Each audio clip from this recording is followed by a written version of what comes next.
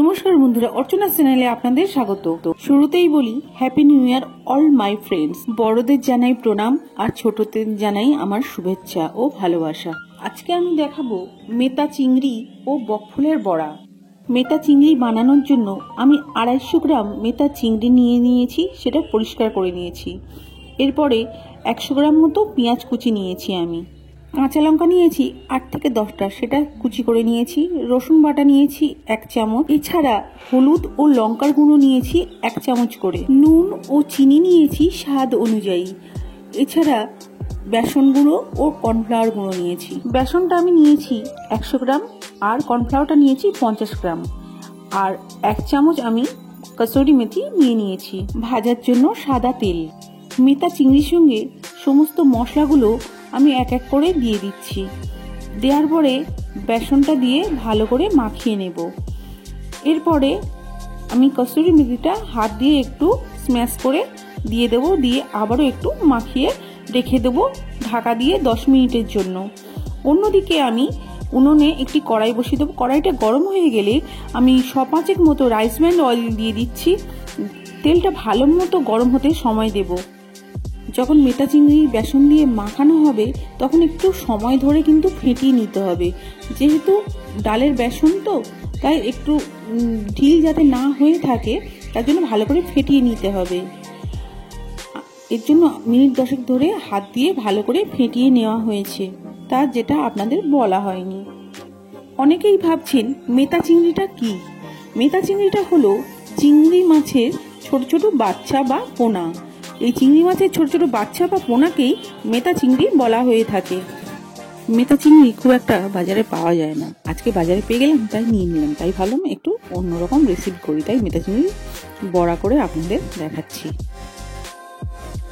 আর এই মেথা চিংড়ি খেতে ভালোও লাগে।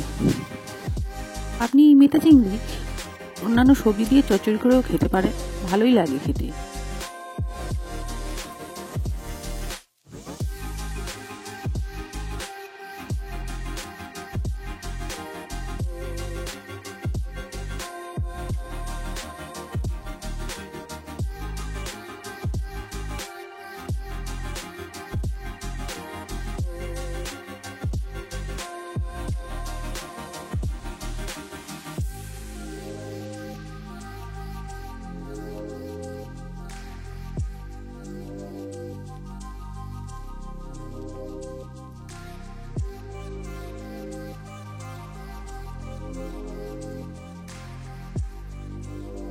প্রথমে কড়াইতে 1/5 তেল ঢেলে দিলেও ভেবে দেখলাম এতটা তেল লাগবে না, তাই আমি ঢেলে নিয়েছি। নিয়ে আমি অল্প পরিমাণে তেল দিয়েছি। তেলটা গরম হয়ে গেছে।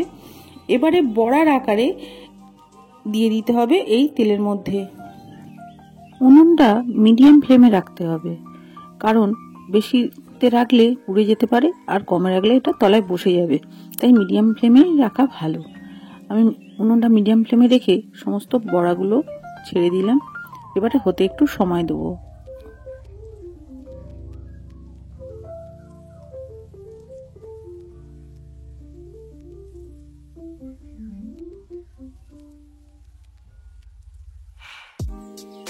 মিনিট 5 পরে খুন্তি দিয়ে আমি একটা একটা করে উল্টে দেব। দেখুন বন্ধুরা, অল্প অল্প ব্রাউন কালার ধরে গেছে। এবারে আমি একটা একটা করে খুন্তি দিয়ে উল্টে দিচ্ছি।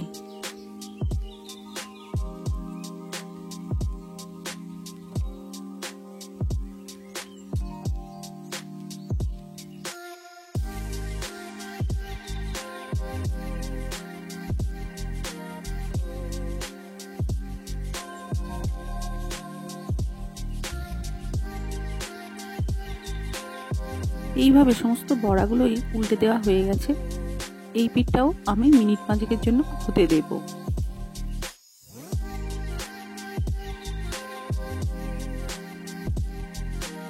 মিনিট 5 বাদে দেখছি পুরোটাই সব হয়ে গেছে। এইবারে আমি ছাঁকনি দিয়ে বড়াগুলো তুলে নিচ্ছি। এটা খুবই কম তেলে হয়ে যাচ্ছে। বাকি বড়াগুলো এই তেলেই ভেজে নিচ্ছি। মেথা চিংড়ির সব বড়াগুলো আমার ভাজা হয়ে গেছে। এবার আমি বকফুলের বড়া করব।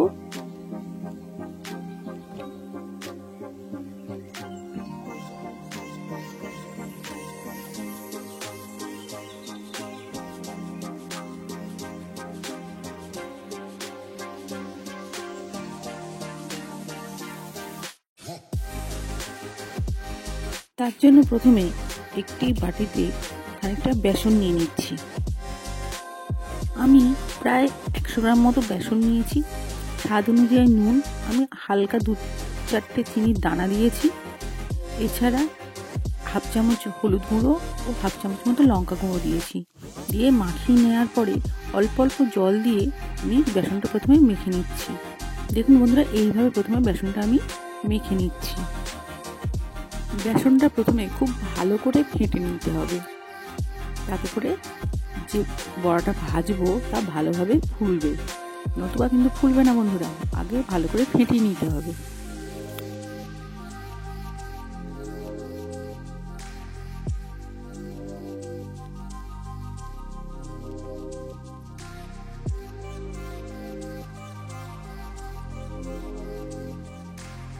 এইবারে আমি বকফুলগুলো ঠিক করে নেব। বকফুলের মাঝখান থেকে একটা লম্বা পুংদণ্ড আছে, বা যেটা হচ্ছে বড় ডাঁটা মতো, ওইটা এইভাবে ছিঁড়ে নিতে হবে। দেখুন বন্ধুরা, বকফুলের মাঝখান থেকে এটা ছিঁড়ে নেওয়া হচ্ছে। এইবারে ছিঁড়ে নেওয়ার পরে এর মধ্যে যে বেসনের ব্যাটারটা তৈরি করে রেখেছি তার মধ্যে ডুবিয়ে তেলের মধ্যে ছেড়ে দিতে হবে।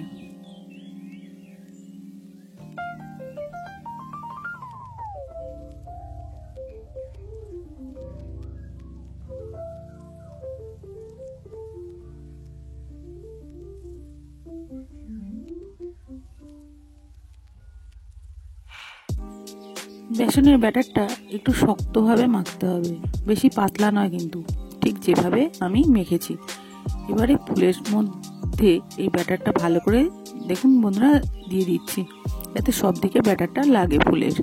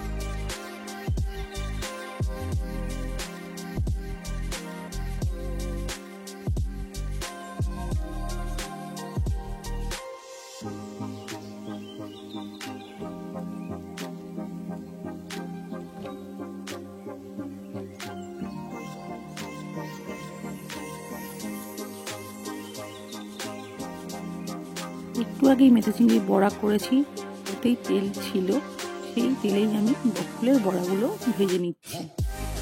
একটা একটা করে আমি বড়াগুলো দিচ্ছি।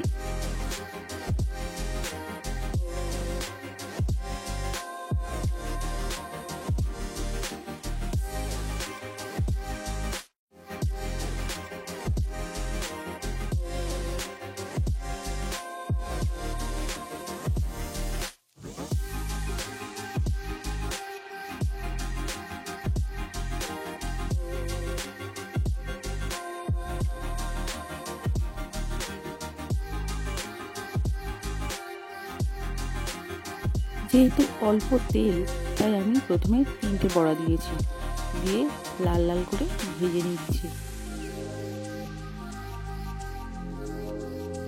তারপরে বাকি বড়াগুলোও আমি ভেজে নেব।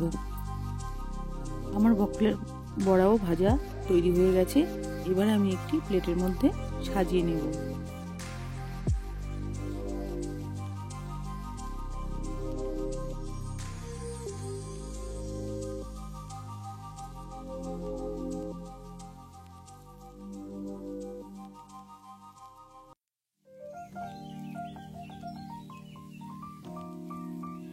দেখুন বন্ধুরা, আমার মেথা চিংড়ির বড়া আর বকফুলের বড়া তৈরি হয়ে গেছে। আমি প্লেটের মধ্যে ঠিক এইভাবে সাজিয়ে নিলাম। আমার এই বকফুলের বড়া আর মেথা চিংড়ির বড়া আপনাদের রেসিপিটি যদি ভালো লেগে থাকে তাহলে অবশ্যই একটি লাইক ও শেয়ার করে দেবেন। আর যে সমস্ত বন্ধুরা আমার এই ইউটিউব চ্যানেলটিকে এখনও পর্যন্ত সাবস্ক্রাইব করেননি, প্লিজ একটি সাবস্ক্রাইব করে দেবেন। তাহলে আজকের মতো ভিডিওটা আমি এখানেই শেষ করছি। আবার দেখা হবে নতুন অন্য কোনো ভিডিও। নমস্কার বন্ধুরা, ভালো থাকবেন, সুস্থ থাকবেন ও সচেতন থাকবেন।